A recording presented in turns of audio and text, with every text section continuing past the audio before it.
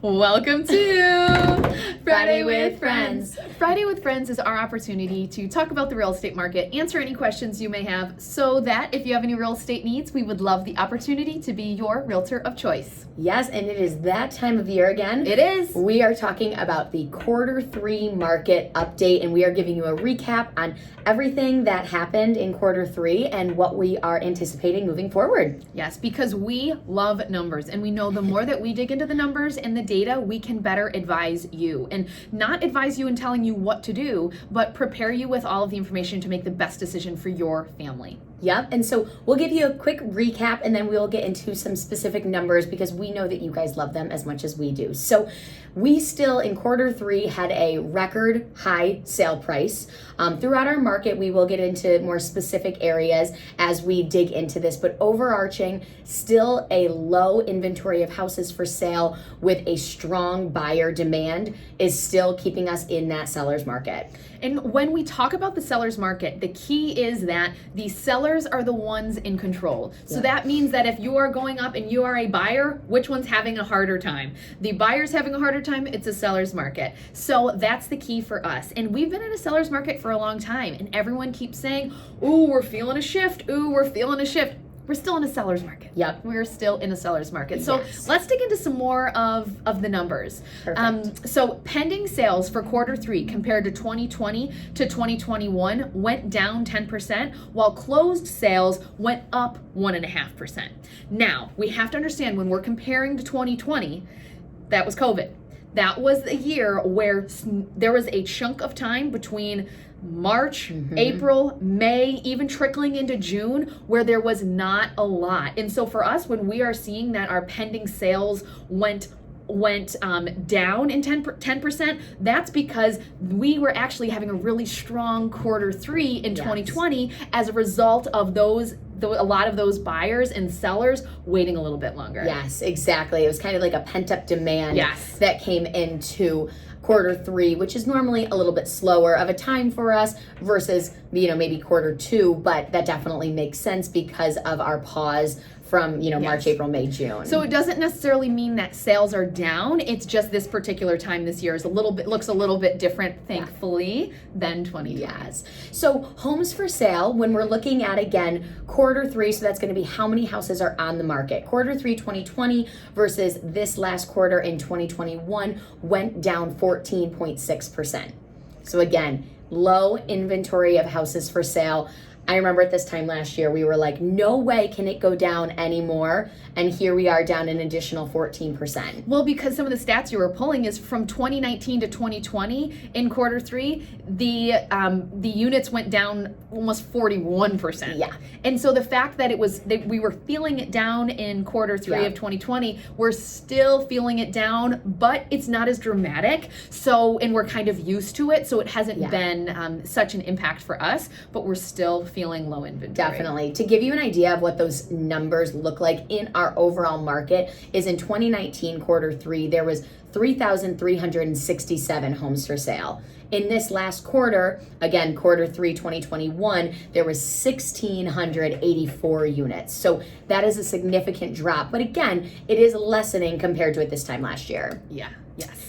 Now we can get into a little bit more specific. So Monroe County is down 11% year over year. Ontario County is down 15%. So we're still seeing that inventory decrease. And what we're also starting to see, though, is just the fact that it went from 41% in one year. Yes, it was COVID, but we're into Q3. So we're starting to kind of get back into things that, or from a real estate perspective, but that nationally, we are seeing that maybe this inventory is not growing, but we're starting to see that we're not slipping as fast as we once were. And that is something to celebrate. Yes, and buyers out there are starting to feel that sense of relief. In some pockets, in some markets, yes, the inventory is still historically low, but compared to what they've been used to in the last few months, it isn't as dramatic.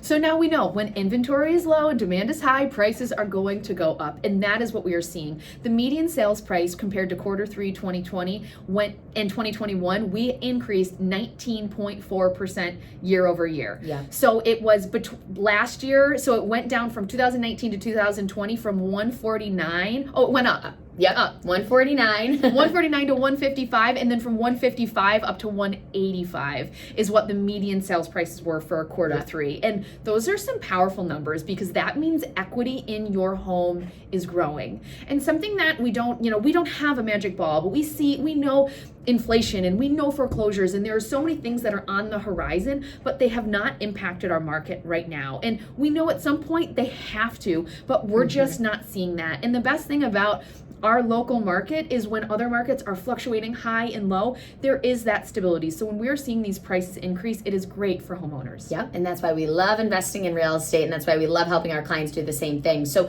to get a little bit more specific, location-wise, Monroe County sale prices were up 11.7%. The median sale price right in Monroe County is about $201,000.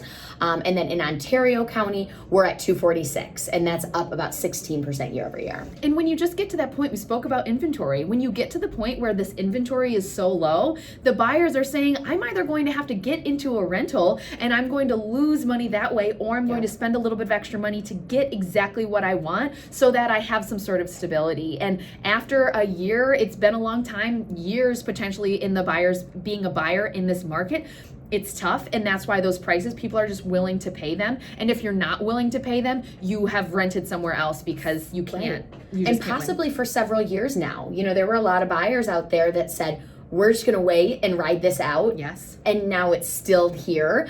So that's just, definitely some perspective to have. And also, that's why a lot of industry people are saying, well, gosh, how long can this keep happening? Yeah. And why we're starting to see, again, in these specific pockets, some relief for our buyers, where maybe they're not bidding against 10, where the prices are being so dramatically, going up so dramatically. Yes. And we're even seeing some contingent offers being accepted. We're having inspections happening. So we're really starting to get to that point where people are saying it's shifting, but the seller's still in the driver's seat. Yeah, definitely. And one thing that really indicates that the sellers are in the driver's seat is going to be the month supply. So basically what that means is in a seller's market, if the month supply of homes for sale is less than 3 months, it's considered a seller's market. If it's greater than 3 months, it's considered a buyer's market. We have been under 3 months for the last several years now being in a seller's market. So quarter 3 2020 to this last quarter 3, we went down. It sounds dramatic, but it's really not that dramatic. 42% in a month supply. And that means that we were at 1.9 months and now we're down to 1.1 months. The percentage is worse than it sounds. And we use the term absorption rate. Month supply is absorption rate. We use the term absorption rate in a lot of what we talk about too. So if you have been tuning in for a lot of our episodes, absorption rate is month supply, and that's what we're chatting about. And the thing is when we're talking about this 1.1 months, like that is so low, but quarter 2 of last year, like in the spring, it was like 0.2. We are starting to see that homes are on the market a little bit longer. And when we're talking about, but we're just comparing quarter 3s to quarter 3s, that even that is like nice to see, and buyers are feeling it in quarter 3. I know. I remember when we were going through specific, even down to the cities and towns, there were some that were like 0.2, 0.5. So getting above that 1 is, again, giving that sense of relief potentially to some buyers out there, depending on the pockets and the markets that you're looking in. Yeah. Want to talk about the last one? Yeah, so the last stat we have regarding some quarter 3 stats is list price received. So again, around this time last year, it was pretty hot, and what we saw was that the list price received went up from 98% list price, which means that they're pretty much getting around list price, to 107%. Is what we're seeing. So that these buyers are still going, and it's almost to the point where like, we're just going to go 10 over asking. We're just going to go 20 over asking, and we're starting to see these things that are these buyers that are willing to pay. And of course, we think this has got to end some point. These buyers have to kind of absolve into the market at some point, but there is just still that demand. Definitely. And one thing that was really interesting when we were looking at the stats for this quarter is if we look at the list to sale price, or this list received number, when we looked at it at this time in 2009, we were at 97.4%. In 2020, we were at 98%. So it kind of went up, but just a little bit. It went up 0.6%. Then 2021 hit, and it went up 9.4%, all the way up to 107% list to sale price. So it was almost like from 2019 to 2020, it was, buyers were like, what's happening? And they didn't want to go too high. But then buyers in 2021 have been saying, we got to put our best foot forward in order to win and get a house. And that might be why that jump was so significant this year. And also in 2020, when you're going over list price, one of the reasons people were hesitant and maybe we weren't getting all of those prices was because you didn't have comparables to work off of. So when it is brand new and it is getting that frenzy, you could only pay cash because most likely the bank wouldn't give you money for going 20 grand over asking because there weren't comparables supporting that this is what the house is worth. Yep. Now having years under our belt, there is no question that if you can get a mortgage and you can support, well, not no question, but you know where I'm going with it, that it is more likely that you can have more people now vying for that 20 grand over asking because there's so many comparables around there. And some people say, oh, they're pricing it low, it's a bidding war. A lot of people aren't. No. We're pricing it in a smart way to say it's probably going to go over, but we're pricing it fairly because it is a death sentence. If you right now overprice your home thinking you're going to get it, it needs to be pulled up from emotion and from the excitement of the transaction versus just this is what we think it's going to be worth. Definitely. And if you have any specific questions about your specific home, how much equity is in your home, what the market is looking like in your neighborhood, in your town, in your city, in your county, whatever it might look like, reach out to us because we're happy to give you more specific numbers on what it looks like in your specific neighborhood.